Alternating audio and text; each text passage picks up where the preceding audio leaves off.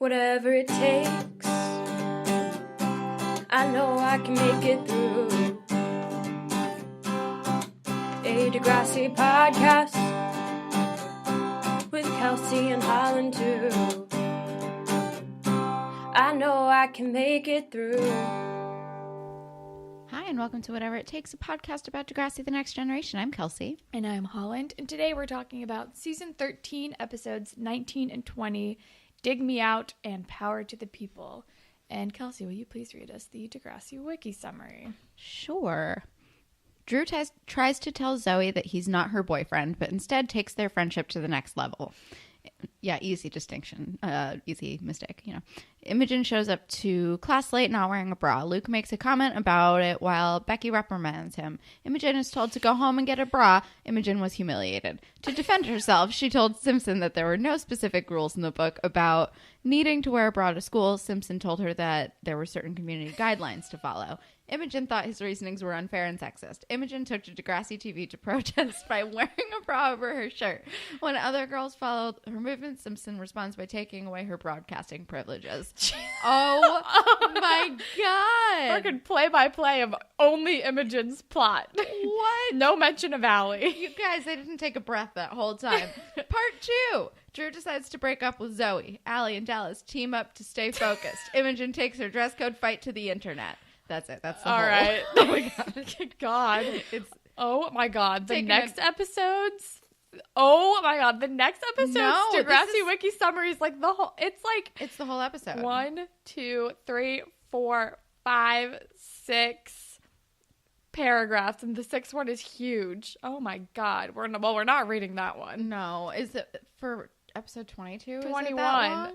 22 is very short. All right, so then we will just We'll do episode 22. Okay. All right. Sure. The episode 19 is called Dig Me Out, which is a song/album by Sleater Kinney released in 1997. No idea what the song is, but I guess Drew has to dig himself out of the mess he's made, but he doesn't really do a good job of it.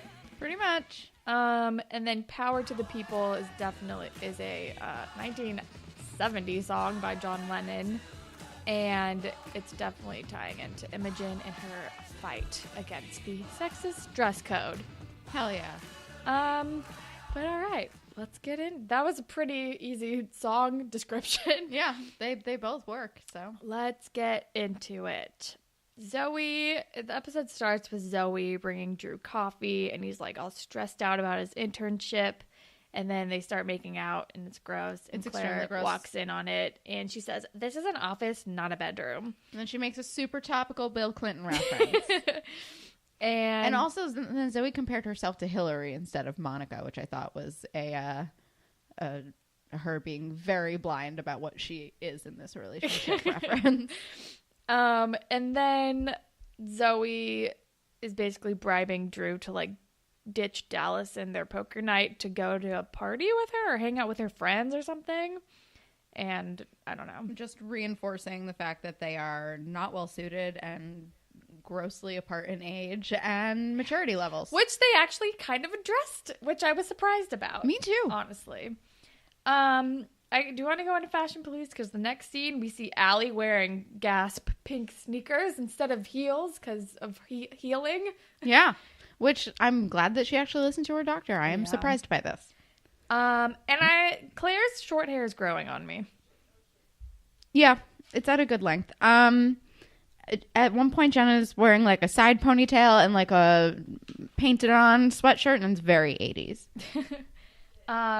Imogen's bra on the outside situation. I feel like I saw that coming a mile away. Yep.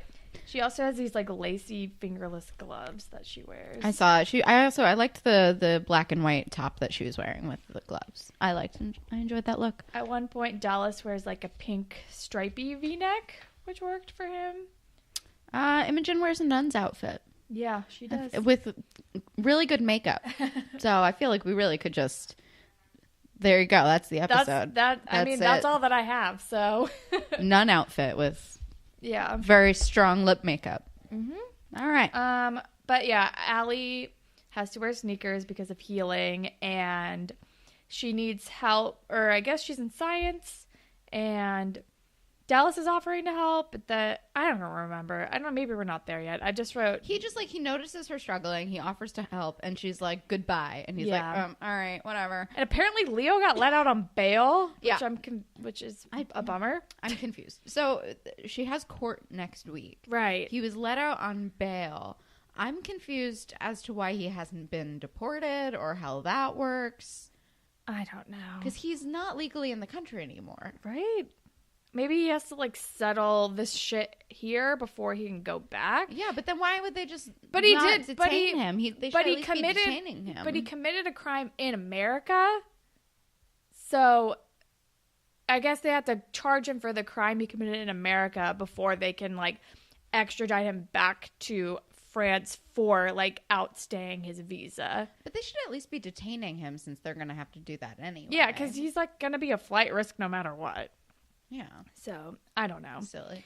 But then we're with Imogen, who, like, runs into French class late, and she's about to start giving a French presentation on Celine Dion, but then Luke is making, like, gross references to being able to see, like, her nipples through her shirt, or just like, it's nippy in here, it's cold, whatever. And then the teacher pulls her aside and says that she's being distracting and that she should go home and get a bra, and I did not like that. I did not either. But then we're with Drew, who is trying to weasel his way out of poker night, or skipping poker, and going to this thing with Zoe, and Dallas is just, like, not having it. He's like, what the fuck are you doing? Yeah, because he's like, we're casual, and Jenna and Claire and Dallas are like, I think you should probably re-examine what she thinks of this situation. Does she think that it's casual? They're all just kind of ragging on him for this entire situation. Which, fair, raggable. But then we are in Mr. Simpson's office, and Imogen is standing up for herself and fighting against the patriarchy by calling out the sexist dress code, but then it doesn't really end very well because Mr. Simpson is like, there are community standards, like, blah, blah, blah. I don't know.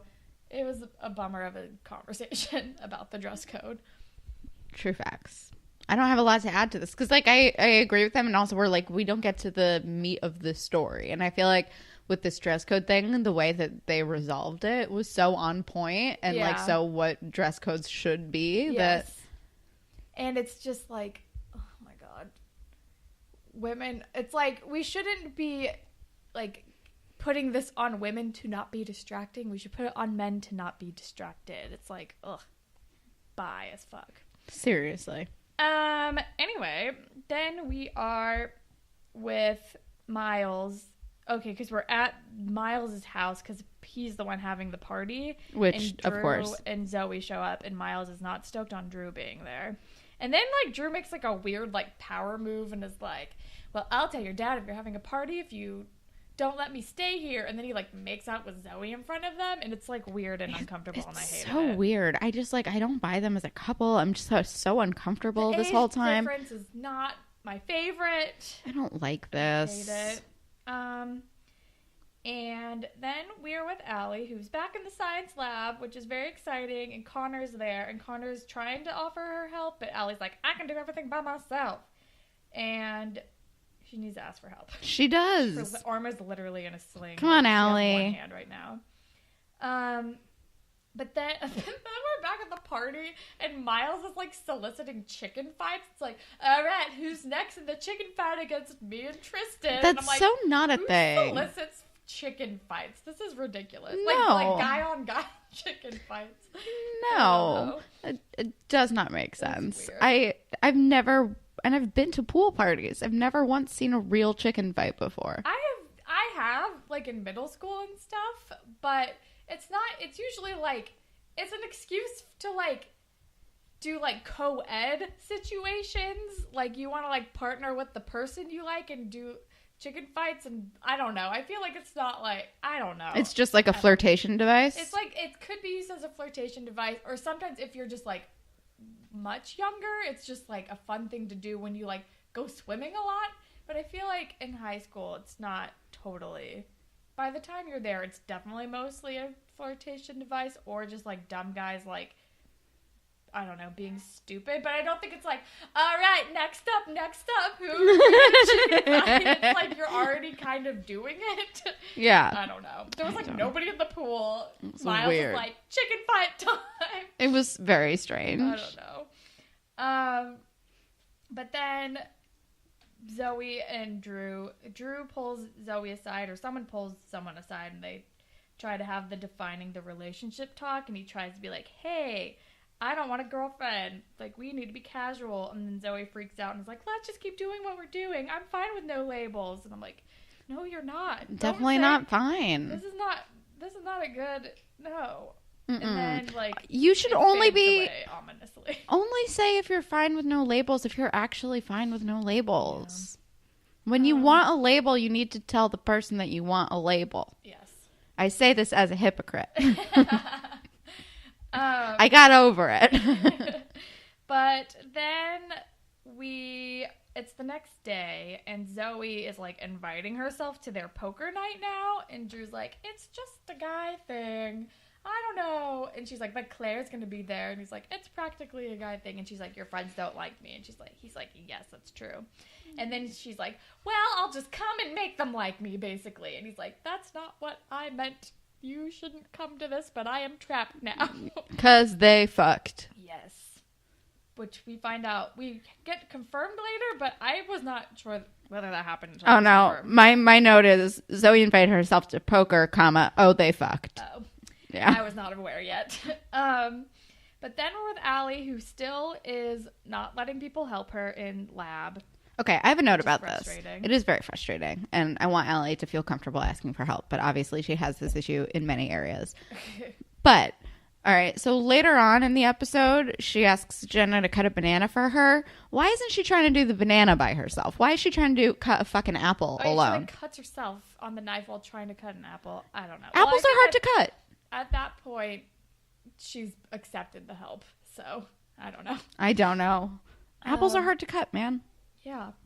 Even when you, like, aren't in a sling. Seriously. But then we are with Imogen, who is railing against the dress code and calling it sexist. And I think, is this when she's filming the video? This is when she's filming this video with Becky.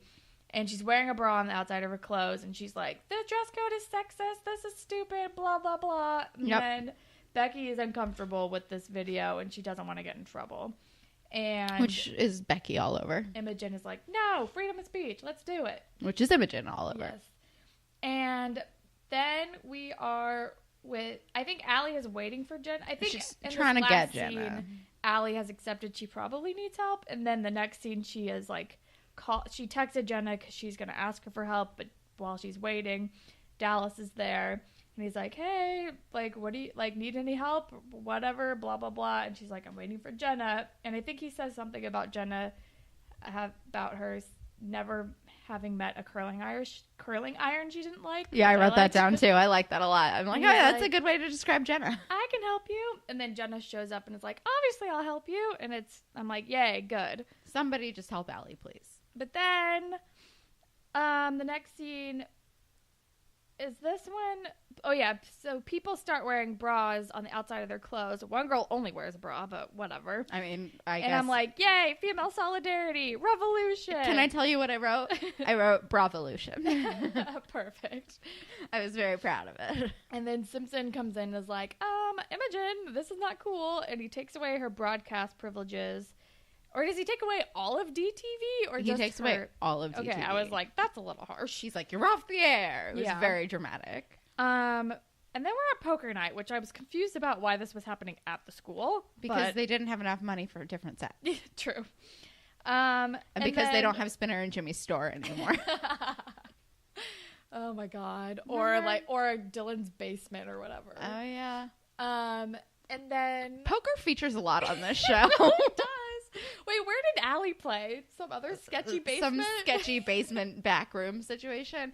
Why do they think so many kids play poker? I don't know. Like high-stakes gambling addictions. It'd be more likely that this would be only happening online at this point, especially. Yeah. Like how Marcos kind of started, but... Yeah. Oh, my God. Oh, my God. Anyway, then Drew shows up and is like, hey... you're gonna kill me. Guess what? And they're like, fucking Zoe's coming. And they're like, what the hell? And then Connor's like, we don't have enough